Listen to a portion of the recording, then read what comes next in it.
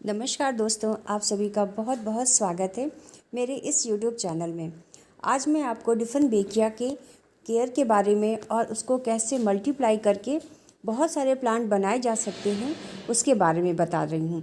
और देखिए यहाँ पे मेरे ये जो दो आगे वाले प्लांट हैं, ये मेरे घर में ही मैंने जो मेरे पास जो प्लांट है उसकी कटिंग से तैयार किया है, ये दोनों ही।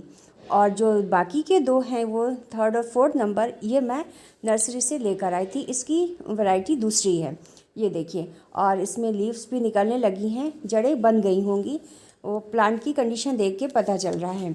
और इसको बहुत ही आसान है इसको एक से अनेक प्लांट तैयार करना। ये इस तरह की जो भी प्लांट होते हैं, जो इनकी स्टेम देख रहे हैं ना, ये 2-2 3-3 इंच की इनकी स्टेम काट के मिट्टी में गाड़ दें तो नया प्लांट तैयार हो जाता है। और इसके लिए जो मिट्टी लेंगे, मिट्टी जैसे सारे ही प्लांट्स की लेते हैं, एक पार्ट गार्डन सॉइल, एक पार्ट सैंड और एक कंपोस्ट की। तो इससे ना कि मिट्टी गीली नहीं रहती है, दलदली नहीं रहती है। अभी आपको मैं दिखाऊंगी कि मेरी मिट्टी, रात में पानी डाला था, ये मॉर्निंग का टाइम है, पानी सारा निकल गया है, मिट्टी मॉइस्ट आपको दिख रही होगी, गीली गीली। और छूने पे ये बिल्कुल हाथ में चिपकी नहीं है। तो क्योंकि कोई भी प्लांट होता है ना, उसमें ज़्यादा पानी से ही पौधे ख़राब होते हैं। ये देखिए यहाँ से किसी कारण से ये सूख गया है, पर देखिए साइड से इसमें नए प्लांट बनने शुरू हो गए हैं। ये जो पॉइंट आप देख रहे हैं ना, ये इनके आइज़ होते हैं और इसी से ही स्प्राउटिंग होती है। जो कटिंग लेते हैं ना 2 या 3 इंच की, उसमें ये 2 या 3 आइज़ आनी चाहिए, क्योंकि स्प्राउटिंग इसी से होगी। और इसको या तो लिटा के आप मिट्टी में गाड़ दीजिए, या खड़ा हिस्सा जो ऊपर जो लीव्स वाला है वो ऊपर और जड़ वाला हिस्सा नीचे, इस तरह से आप मिट्टी में दबा देंगे तो प्लांट तैयार हो जाता है। ये देखिए मेरा जो प्लांट बढ़ रहा था उसकी ऊपर की ही कटिंग मैंने करी थी। इन दोनों की 2 ब्रांचेस थी, तो दोनों को ही अलग अलग गमले में लगा दिया था। और देखिए अब ये अच्छे से अपने आप को इन्होंने सेट कर लिया है। और ये देखिए मिट्टी बिल्कुल हाथ में चिपकी नहीं है। इस तरह की है, हमेशा अपने प्लांट के लिए मिट्टी लेना चाहिए।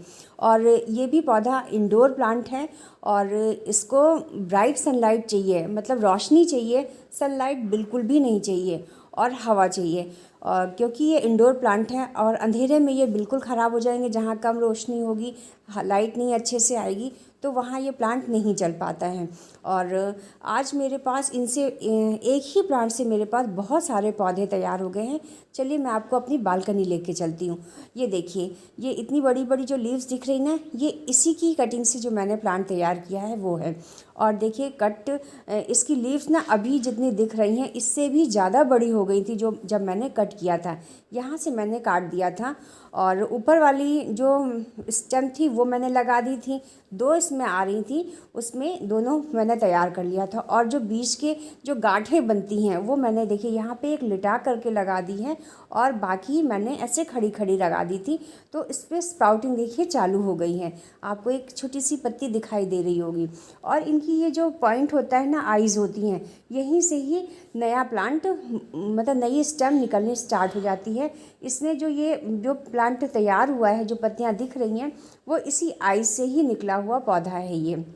और पत्तियां देखिए, ये वैसे तो ये बहुत थोड़ा सा पॉइजन इसमें होता है, तो बच्चों से दूर रखा जाता है। और ये देखिए, ये एग्लोनिमा, मतलब डिफरेंट बेकिया जैसे ही जो भी प्लांट होते हैं ना, उनको इसी तरह से उनकी प्रोपेगेशन की जाती है। ये भी एग्लोनिमा का भी मैं एक प्लांट लेकर आई थी, और उससे मेरे पास 4-5 गमले तैयार हो गए। और एक गमला देखिए मैं ये तैयार कर रही हूँ। यहाँ पे भी जो ऊपर वाली टिप थी, मैंने इस तरह से 2 लगा दी थी, और जो इनकी नीचे की गांठें बची थी वो मैंने ऐसे ज़मीन में गाड़ दी थी। और उसमें से देखिए अब ये छोटी छोटी पत्तियां निकलने स्टार्ट हो गई हैं।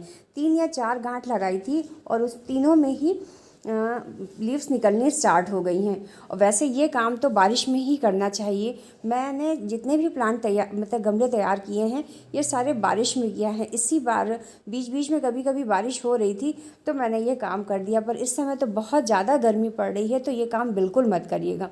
और यहाँ भी इनको ब्राइट लाइट मिल रही है, सुबह की थोड़ी देर की सनलाइट मिल जाती है, बाकी समय रोशनी ही रहती है। तो देखिए सारी लीव्स का कलर भी बहुत खूबसूरत है, और अच्छे से हेल्दी ये चल रहे हैं। और पानी इनको बहुत भर के नहीं देना होता है, अच्छे से शावर कर दे, इनकी लीव्स को नहला दे और मिट्टी को गीला रखें।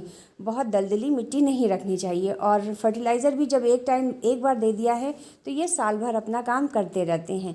तो अगर आपको मेरा वीडियो अच्छा लगा हो तो मेरे वीडियो को लाइक करिएगा। जो भी मेरे चैनल में न्यू आए हों प्लीज़ मेरे चैनल को सब्सक्राइब करिएगा।